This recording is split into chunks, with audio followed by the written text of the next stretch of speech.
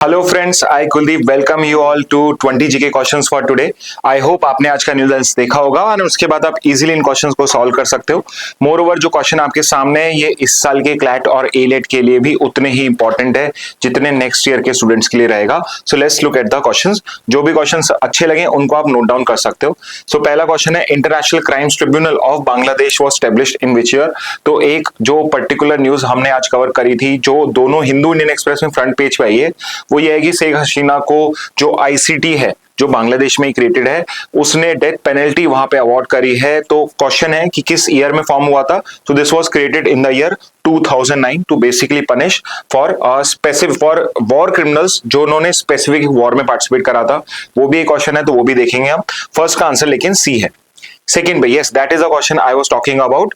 आपका जो ये ICT in Bangladesh was primarily created to prosecute crimes link to which particular event. तो किस इवेंट से रिलेटेड पर्टिकुलर क्रिमिनल्स को यहाँ पे पनिश करने के लिए प्रोसिक्यूट करने के लिए आईसीटी क्रिएट किया गया था। So this was created for the 1971 liberation war of Bangladesh. तो सेकेंड का करेक्ट आंसर हो जाएगा ए। नेक्स्ट पे आते हैं, Sheikh Hasina has been living in exile in which country since her removal from power in 2024। तो बांग्लादेश में शेख हसीना गवर्नमेंट के अगेंस्ट में आपके स्टूडेंट प्रोटेस्ट हुए थे which turned violent. A lot of people died as per one estimate जो आज हमने देखा भी था। Around 1500 to 1600 people died in that particular protest. और उस प्रोटेस्ट के बाद शेख हसीना गवर्नमेंट को अपना बांग्लादेश को छोड़ना पड़ा and he run away and she came to which place, she came to India and currently she is living in exile in India only, which means the correct answer third is going to be A. Okay अब ये usually तो common knowledge है but क्या है कि बहुत जगहों पे न्यूज में ये भी आया था कि she is currently in UK. Although अभी क्लियर हो चुका है कि she is currently in Delhi in India only. Okay so anyway the answer वो third is going to be A. Next पे आते हैं, Sheikh Hasina was the leader of which political party.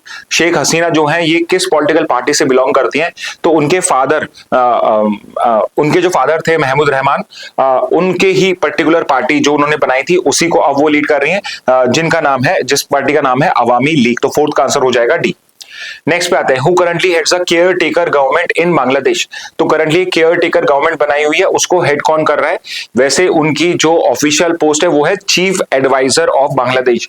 Again I will repeat, chief adviser of Bangladesh. तो यहाँ पे आपसे वो chief adviser भी पूछ सकते हैं या इंटरिम केयर टेकर गवर्नमेंट का हेड भी पूछ सकते हैं and it is Muhammad Yunus. तो एक क्वेश्चन मैं आपसे ऐसे पूछना चाहूंगा कि Muhammad Yunus is world famous because of an organisation he created. Okay तो वो पर्टिकुलर ऑर्गेनाइजेशन क्या है, एक हिंट दे देता हूं, वो माइक्रो फाइनेंस के लिए फेमस है। माइक्रो फाइनेंस का जो कंसेप्ट होता है, छोटे लोन्स देने का कंसेप्ट, वो ही पर्टिकुलर ऑर्गेनाइजेशन लेकर आई थी। ओके तो फिफ्थ का आंसर है बी, शेख मुजीबुर रहमान। सो शेख हसीना के फादर का फुल नेम है शेख मुजीबुर रहमान।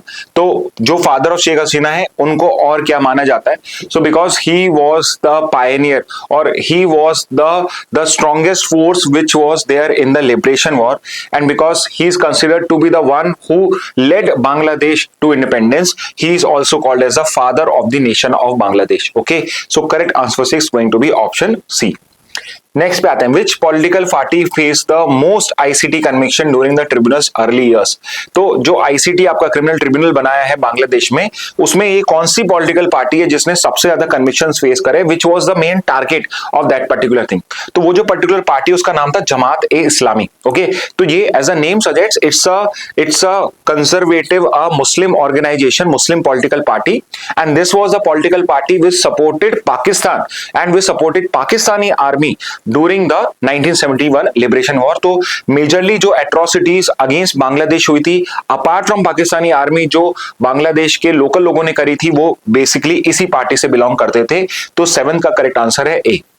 नेक्स्ट पे आते हैं, under which part of the constitution is the 10th schedule allocated. Interesting question है, पूछा है किस पार्ट में 10th शेड्यूल है। तो यू शुड नो दिस कि आपके जो कॉन्स्टिट्यूशन है उसमें जो शेड्यूल्स दिए हुए हैं पार्ट में नहीं, पार्ट के बाद में आते हैं। तो इसका एक्चुअल में करेक्ट आंसर क्या होगा, नन ऑफ द अबव, क्योंकि वो किसी पार्ट में नहीं आता है। ओके अच्छा क्वेश्चन है, 8th का आंसर डी। नेक्स्ट पे आते हैं, who decide disqualification under the 10th schedule in a state. State level पे 10th शेड्यूल के अंदर में कौन डिस्क्वालिफिकेशन चेक करता है। So it is done by the presiding officer of the house. तो अगर लेजिस्लेटिव असेंबली है तो स्पीकर हो जाएगा और अगर लेजिस्लेटिव काउंसिल वहां पे है तो उसका जो चेयरमैन होगा वो हो जाएगा। लोकसभा में स्पीकर होता है, राज्यसभा के अंदर में चेयरमैन या डेप्यूटी चेयरमैन। ओके तो 9th का करेक्ट आंसर हो जाएगा सी। नेक्स्ट पे आते हैं, the Supreme court has held that the speaker acts in which capacity while deciding defection cases. तो सुप्रीम कोर्ट के जजमेंट से की हो तो होलो हॉन करके एक जजमेंट है जो हमने पढ़ा हुआ है, very important judgement when it's come to governors power, speakers power with regard to disqualification. और वहां पे सुप्रीम कोर्ट ने क्लैरिफाई करा है कि जब स्पीकर इस तरीके से डिस्क्वालिफिकेशन डिसीजन ले रहा है तो वो एक क्वाज़ी जुडिशियल बॉडी की तरह फंक्शन कर रहा है, विच मीन्स की जो प्रिंसिपल ऑफ नेचुरल जस्टिस है, विच मीन्स की उसको सब पार्टी को हेयरिंग देनी है, हर किसी के साथ भी वो बायस नहीं हो सकता है, किसी एक पॉलिटिकल पार्टी या किसी एक पर्टिकुलर पर्सन को वहां पे फेवर नहीं कर सकता है। ये सब चीजें उसको फॉलो करनी पड़ेंगी जो रिक्वायर्ड होता है क्वासी जुडिशियल बॉडी को फॉलो करने के लिए। ओके, तो 10th का करेक्ट आंसर हो जाएगा इसमें ए। 11th पे आ जाते हैं। नेक्स्ट है, the anti defection law was introduced in which year. Anti defection law कब आया था? तो एंटी डिफेक्शन लॉ आया था आपका 1985 के अंदर में, तो 11th का आंसर है बी। सेकंड पे आ जाए, नेक्स्ट क्वेश्चन पे आते हैं, international criminal court is headquarter in which city. तो ये आपकी कुछ बेसिक जीके क्वेश्चंस है, बिकॉज आई वांट कि जो इस साल के क्वेश्चंस हो सकते हैं वही मैं आपसे पूछूं। तो क्लैट और एलेट का क्वेश्चन हो गया, ये आपका आईसीसी कहां पे हेडक्वार्टर है? तो ये हेडक्वार्टर है आपका द हेग के अंदर में, तो 12th का आंसर हो जाएगा डी। 13 पे आ जाते हैं, who is the current director general of WHO। WHO के करंट डायरेक्टर जनरल कौन है? तो वो है आपके टेड्रोस एडेनॉम घेब्रेयेसस। किस पर्टिकुलर कंट्री से बिलोंग करते हैं कमेंट बॉक्स में लिख सकते हो आप, and if possible try to find out कि ए, सी और जो डी है ये किस पर्टिकुलर ऑर्गेनाइजेशन के हेड हैं। ओके, 13 का आंसर वैसे बी हो जाएगा। नेक्स्ट पे आते हैं, Bretton Woods conference led to the creation of which institution. Bretton Woods conference जो हुई थी उससे ब्रेटन वुड्स इंस्टीट्यूशंस बनाई गई थी 1944 में यूएस के अंदर में। तो वो कौन सी दो ब्रेटन वुड्स इंस्टीट्यूशंस हैं? तो वो है आपकी the very famous world bank and IMF। तो 14 का आंसर है सी। नेक्स्ट पे आते हैं, headquarters of FATF are located is located in which country. FATF का हेडक्वार्टर कहां पे है? तो यहां पे आपसे सिटी नहीं पूछी, आपसे कंट्री पूछी है, तो वो वैसे सिटी तो है पेरिस, और पेरिस सिटी किसमें है? फ्रांस के अंदर में है, तो 15 का आंसर हो जाएगा ए। नेक्स्ट पे आ जाते हैं, नेक्स्ट है, which statutory body currently implements GRAP in Delhi NCR। तो आपका ग्रेडेड रिस्पांस एक्शन प्लान है जो सुप्रीम कोर्ट ने सजेस्ट करा था, उसके बाद में एक बॉडी बनाई आपके एग्जीक्यूटिव ने एक लॉ के अंदर में, और वही बॉडी है जो आपके ग्रैप को इंप्लीमेंट करती है, not just in the Delhi but in the NCR, whole of the NCR, और वो बॉडी है आपकी CAQM। तो if you know the full form please write down in the comment box so that आपको भी ये चीज याद रहे। 16 का आंसर है D. Okay, next, very important, which pollutant is most critical for Delhi's winter air quality due to deep lung penetration।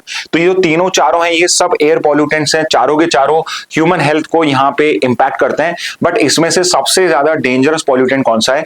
तो सबसे ज्यादा पॉल्यूटेंट जो डेंजरस है और जो हमें बहुत ज्यादा नुकसान पहुंचाता है वो है PM 2.5। कमेंट बॉक्स में बताइए कि PM का फुल फॉर्म क्या है, और PM 2.5 जो ये है इसकी यूनिट क्या होती है, आप यूनिट भी लिख के दीजिए मुझे। तो 17 का आंसर तो है B. Which organization issues India's National Air Quality Index standards। तो AQI के स्टैंडर्ड्स कौन ले डाउन करता है? तो AQI के स्टैंडर्ड्स ले डाउन करे जाते हैं by CPCB, central pollution control board. तो tell me in the comment box की CPCB किस पर्टिकुलर एक्ट के अंदर में बनाया गया है? 18 का आंसर है। ये एक इंटरेस्टिंग क्वेश्चन है, if try to find out if you don't know CPCB किस पर्टिकुलर लॉ के अंदर में है, interesting answer you would find. 18 का आंसर है ए। नेक्स्ट पे आते हैं, द सोर skilling for AI readiness initiative was launched by which ministry. तो एक ये इंडियन एक्सप्रेस में था ये न्यूज पर्टिकुलर आपका कि NCERT जो है, CBSE जो है, वो यहाँ पे डिसाइड कर रहे हैं, दे आर प्लानिंग कि क्लास 3 ऑनवर्ड्स आपका जो AI है उसको आपके करिकुलम के अंदर में इंक्लूड करा जाए। और किस इनिशिएटिव के अंदर में करा जा रहा है? वो करा जा रहा है इन अंडर सोर initiative skilling for AI readiness. ये इनिशिएटिव किसके अंदर में आएगा? ऑब्वियसली क्योंकि ये एजुकेशन रिलेट करता है, तो ये है मिनिस्ट्री ऑफ एजुकेशन का पर्टिकुलर इनिशिएटिव। तो 19 का आंसर है बी। नेक्स्ट पे आते हैं, इंडिया का largest trade deficit is with which country. Very easy question, जिस कंट्री का सबके साथ ट्रेड डेफिसिट है इंडिया का भी उसी के साथ लार्ज ट्रेड डेफिसिट है, and that country is none other than our arch enemy is China. Okay, तो 20th का आंसर है डी। फाइनली एक बोनस क्वेश्चन और, द सुप्रीम कोर्ट आज the centre to consider ratifying which UN treaty related to cyber crime. तो cyber crime से related कौन सी ट्रीटी को अभी सुप्रीम कोर्ट ने रिकमेंड करा है in context of digital arrest scams, कि इंडिया को कंसिडर करना चाहिए कि उसको वो साइन करना है या नहीं करना है। और जिस पर्टिकुलर कन्वेंशन की बात हो रही है वो है UN convention against cyber crime. Okay, UN convention against cyber crime. तो this is also very important convention. अभी तक इंडिया ने इस पर्टिकुलर कन्वेंशन को साइन नहीं करा है। ओके, तो exactly know the convention and know this specific fact कि इंडिया ने अभी तक इसे साइन नहीं करा है। तो 21 का करेक्ट आंसर है ऑप्शन ए। ओके स्टूडेंट्स, तो ये थे आज के इंपॉर्टेंट 21 जीके क्वेश्चंस जो इस साल के क्लैट और एलेट के लिए इंपॉर्टेंट होंगे। So you can note down in some notes. Specifically अगर आप एलेट के लिए कर ले तो मेक श्योर कि आपका क्वेश्चन बैंक प्रिपेयर्ड हो, जिसको आप क्लैट के एग्जाम के बाद लगातार हर रोज नेक्स्ट 6 डेज तक उनको रिवाइज कर सके। ओके, इस मैसेज के साथ I will take your leave. Thank you and have a very nice day.